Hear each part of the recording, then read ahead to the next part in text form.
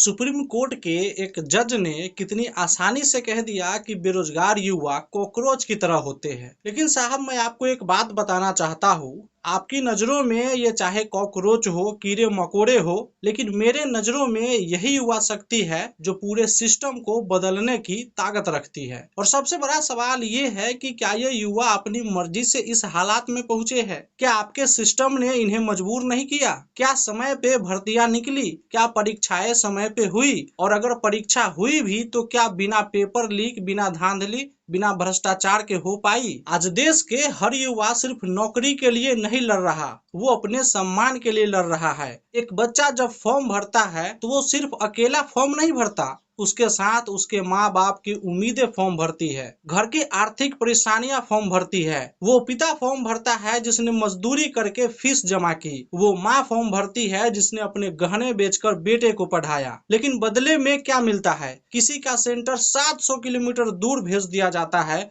कोई स्टेशन पे रात गुजारता है, कोई किराया जुटाने के लिए उधार लेता है, और जब सेंटर पहुंचता है तब पता चलता है कि पेपर पहले ही आउट हो चुका है। फिर कितनी आसानी से कह दिया जाता है अच्छा छात्र होगा तो दोबारा परीक्षा दे देगा। लेकिन क्या कभी किसी ने सोचा कि उस बच्चे का मानसिक संतुलन कितना टूटता होगा, उसके आत्मविश्वास का क्या होता होगा, उसके परिवार की उम्मीदों का क्या होता होगा? साहब, बेरोजगार युवा समस्या नहीं है, समस्या वो सिस्टम है जिसने लाखों युवाओं को सालों तक इंतजार करवाया। समस्या वो व्यवस्था है जहां मेहनत से ज्यादा पहुंच और पैसे की कीमत लगाई जाती है। आज अगर लाखों युवा एकजुट हो रहे हैं, आवाज उठा रहे हैं, सवाल पूछ रहे हैं, तो ये किसी सरकार या संस्था के खिलाफ विद्रोह नहीं है, ये अपने भविष्य को बचाने की लड़ाई है। और इतिहास गवाह है, जब युवा जागता है तो सिर्फ सरकारें नहीं, पूरी जमाना बदल जाता है।